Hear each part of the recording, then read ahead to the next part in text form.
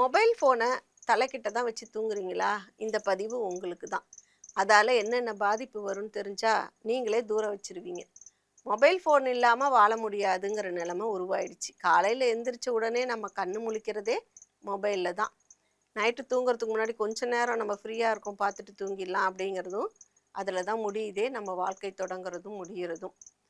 Mobile ஃபோனை தலைவாணிக்கு அடியில வச்சுட்டு நம்ம தூங்குறனால, இது ஒரு சாதாரண பழக்கமா தான் முதல்ல தோன்றுது. அதே மீறி சிலர்லாம் என்ன பண்றாங்க, மொபைல் ஃபோன அப்படியே மடியில வச்சுக்கிறது, நெஞ்சில வச்சுக்கிறது, தலகாணிக்கிட்டலாம் கூட இல்ல. ஒட்டிட்டு உடலோட ஒட்டியே வச்சுக்கிறாங்க. பாட்டு கேட்டா தான் எனக்கு தூக்கம் வரும். இல்ல இப்பதான் எனக்கு சமூக வலைதளத்தில, சோசியல் மீடியால இந்த வீடியோ வந்திருக்கு. இத நான் பார்த்துட்டு தான் தூங்குவேன். அப்படின்ற மாரி பழகிர்றாங்க. அவங்களே அது அவங்க பழகிக்கிறது தான். இப்ப அதெல்லாம் செஞ்சா தப்பு அப்படின்னு தெளிவுபடுத்த வேண்டிய காலகட்டத்தில நம்ம இருக்கோம். மொபைல் ஃபோன்ல அதிகமா கதிர்வீச்சுலாம் வராது. அவ்வளோலாம் நம்மளை பாதிச்சிராது அப்படின்னு தான் நெறைய பேர் நம்பிட்டு இருக்கோம். ஆனா அறிவியல் பூர்வமா பார்த்தீங்கன்னா, அது எப்படியெல்லாம் பாதிக்குதுன்னு பாருங்க.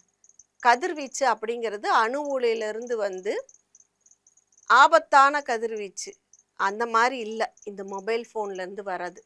அலைகள் குறைந்த சக்தி கொண்டது தான். அதனால உடனடியா பெரிய பாதிப்பை ஏற்படுத்தாது. ஆனா அதே நேரம் அது பாதிப்பை ஏற்படுத்தும். அது உடலுக்கு நல்லதில்ல. குறிப்பா இரவு நேரங்கள்ல மொபைல் ஃபோனை அருகில் வச்சுட்டு தூங்குறதான தூக்கம் பாதிக்குது. தூக்கத்துக்கு 1 மணி நேரம் முன்னதாக நம்ம செல்ஃபோனை தூர வச்சிரணும்னு சொல்றாங்க. அதே மாரி தூங்குற நேரம் நம்மளுக்கு அமைதியா இருக்கும். அப்பதான் எனக்கு சமூக வலைதளத்துல இந்த வீடியோவை நான் அமைதியா பார்க்க முடியும். இல்ல நான் கேம் இப்பதான் விளையாட முடியும். அப்படின்னு சொல்லி தான் நம்ம முதல்ல ஆரம்பிக்கிறோம். இது நம்ம மூளையோடைய செயல்திறனையே பாதிக்குது. இரவு வேளையில தொடர்ந்து மூளைக்கு நம்ம வேலை குடுத்துட்டே இருக்கும்போது, அதுக்கு தேவையான ஓய்வு இல்ல. அந்த ஓய்வு நேரத்தை தாண்டி நம்ம மூளை வேலை செய்யுது. அதால நெறைய பாதிப்புகள் உடலுக்கு ஏற்படுது. முதல்ல தூக்கம் கெடுறது. தூக்கம் கெடுறனால என்ன ஆகுது? அடுத்த நாள் நம்ம கரெக்ட்டா நம்ம ரொட்டீன் ஒர்க்கு செய்ய முடியறதில்ல. அந்த மொபைல்ல இருந்து வர நீல நிற ஒளிக்கதிர் வந்து நம்ம கண்ணையும் பாதிக்குது. நம்ம உடல்ல மெலோட்டின் அப்படின்ற ஹார்மோன் வந்து இந்த மொபைல் பார்க்கறதால நம்ம மூளையில அது ஏற்படுறதே, அந்த சுரக்கிறதே கம்மியாயிடுது. இரவு நேரத்துல மொபைல் அதிகமா பயன்படுத்தும்போது தூக்கம் பிரச்சனை ஏற்படுது. அது பெரிய பிரச்சனையா மாறிடுது. அது வந்து என்ன பண்ணுது, அப்புறம் ரெகுலராவே நீங்க தூங்க முடியாது அந்த டைமுக்கு. தொடர்ந்து 1 மணி, 2 மணி ஆயிடுது தூங்குறதுக்குன்னு, அடுத்த நாள் நம்ம ரொட்டீன் ஒர்க்கும் கண்டிப்பா பாதிக்குது. சரி, இப்போ அடுத்து என்ன பண்றோம்? மொபைல் ஃபோன சார்ஜ் போடுறோம். அப்பதான் எனக்கு டைமு அப்படின்னு நைட்டு ஃபுல்லா சார்ஜ் போட்டுர்றோம். அதுவும் நம்ம தலவாணிக்கு அடியில வைக்கிறது தப்பு. சார்ஜ் போட்டா சூடேறி மொபைல் வெடிக்குது அப்படிங்கிறத நெறைய நியூஸ்ல நம்ம பார்த்துட்டோம். அப்படி இருக்கும் பொழுது, அத நம்ம தலகாணிக்கு அடியில வச்சுட்டு, தலைக்கிட்ட வச்சுட்டு சார்ஜ் போடலாமா? போடக்கூடாது. அதுவும் பாதிப்பை ஏற்படுத்தும்.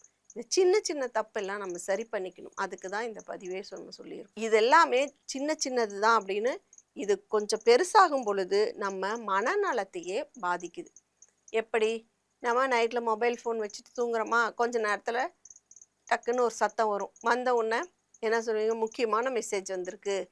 அது விடிய காலம், நள்ளிரவு எந்த இதுவும் டைமே இல்ல. அந்த சத்தம் கேட்டவுடனே நம்ம கை உடனே மொபைல் ஃபோனு தான் தேடுது.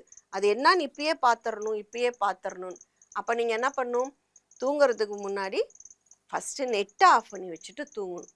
அது எதுனாலும் காலையில எந்திரிச்சு பார்த்துக்கலாம். அவ்வளோ ஒரு முக்கியமான விஷயம், எவ்வளோ முக்கியமான விஷயமா இருந்தாலும் காலையில பார்த்துக்கலாம் அப்படிங்கிற மனநிலைக்கு நீங்க வரணும். இது ஃபர்ஸ்ட்டு மன அழுத்தத்தையும், கவனக்குறைவு அதை தான் ஏற்படுத்தும். இதால மாணவர்கள் எவ்வளோ பாதிக்கிறாங்க. முதல்ல அவங்களுக்கு பாதிக்கிறது படிப்பு. ஒரு 5 நிமிஷம் தான் நம்ம வீடியோ பார்த்துருவேன், வீடியோ கேம் விளையாண்டுருவேன் அப்படின்னு அவங்க ஃபோன் எடுப்பாங்க.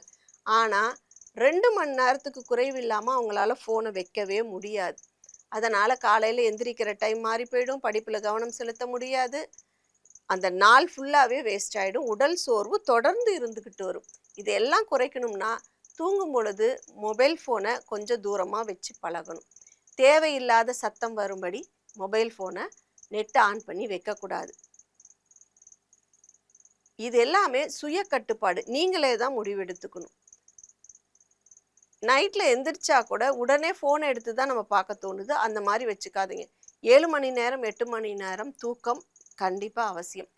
சோசியல் மீடியாவில் எல்லா மெசேஜும் அப்படியே தான் இருக்கும். நீங்கள் எந்திரிச்சு காலையில் பார்த்துக்கலாம். எவ்வளோ லைக்ஸ் வந்துச்சு, என்ன மெசேஜ், நம்மளுக்கு புதுசாக என்ன தகவல் வந்திருக்கு, இதெல்லாம் ஒரு கட்டத்தில் மனநலம் பாதிக்கிற அளவுக்கு போயிடுது. அதையெல்லாம் தடுத்து நிறுத்துறதுக்கு தான் இந்த பதிவுகளில் சொல்லிகிட்டு இருக்கோம். இதெல்லாம் நீங்களே கொஞ்சம் கொஞ்சமாக குறைச்சிக்கோங்க. தொழில்நுட்பம் அப்படிங்கிறது மனித வாழ்க்கையில் எளிதாக வந்துடுது. அதை சரியாக நம்ம பயன்படுத்தும் போது தான் அது நம்மளுக்கு நல்லதை தரும். மற்ற டைமில் அது நம் உடல் நலத்தையும் மனநலத்தையும் பாதிக்குது. அதை நீங்கள் புரிஞ்சுக்கணும். நம்ம அதிலிருந்து தப்பிக்கணும்னா இன்றைய காலகட்டத்தில் இந்த மொபைல் தான் நம்மளுக்கு தூர வைக்கிறது ஒன்றே தான் வழியாக இருக்குது. இது நீங்களே நினச்சா மட்டும்தான் முடியும். யார் சொல்லியும் வராது. மிக மிக அவசியம். இது வருங்காலத்தில் ஏற்படும் மனநலம் சார்ந்த பிரச்சனைகளுக்கு ஒரு தீர்வாக இருக்கும். இப்போயே நம்ம செல்ஃபோனில் இருக்கிறனால நிறைய பாதிப்புகள், நிறைய கேசஸ் வந்து குழந்தைங்களில் வர்றது மனநலம் பாதிக்கிறதாகட்டும், படிப்பில் கவனம் குறையிறதாகட்டும், உடல்நிலை பாதிக்கிறதாகட்டும் எல்லாமே இந்த மொபைலுக்கு அடிமையாகும் பொழுது தான் வருது. இதை நம்ம நைட்டில் பார்க்குறத தவிர்த்தோம்னாவே பகலில் நம்ம தேவைக்கு யூஸ் பண்ணி தான் ஆகணும். அந்த தேவைக்கு யூஸ் பண்ணுங்கள். நம்ம எந்த முடிவை எடுக்கணுன்னாலும் இந்த நைட்டில் தூக்கம் கெடும் பொழுது மொபைலே இருக்கும் பொழுது நம்மளால் உடனடியாக முடிவு எடுக்க முடியாது. ஏன்னா நம்ம மனநிலை தெளிவாக இல்லை. தெளிவாக இருந்தால் மட்டும்தான் நம்ம வாழ்க்கைக்கு நல்ல முடிவுகளை உடனடியாக எடுக்க முடியும். ஒருத்தரை மொபைல் ஃபோன் இவ்வளோ தூரம் பயன்படுத்திக்குது. ஒரு பொருள் என்பது நம்மளுக்கு தேவைப்படும் பொழுது தேவைக்கு பயன்படுத்துறது தான். அதை நீங்கள் தேவைக்கு யூஸ் பண்ணி எவ்வளோ தேவையோ அவ்வளோ தூரம் மட்டும் பயன்படுத்துங்க. நன்றி. தமிழ்நாட்டுல எல்லாமே சேஞ்ச் ஆயிடுச்சு. உங்க நகையையும் சேஞ்ச் பண்ணுங்க. உங்க பழைய நகைக்கு கிராமுக்கு 150 ரூபாய் கூடுதலா வாங்கி புது நகை எடுத்துக்கோங்க.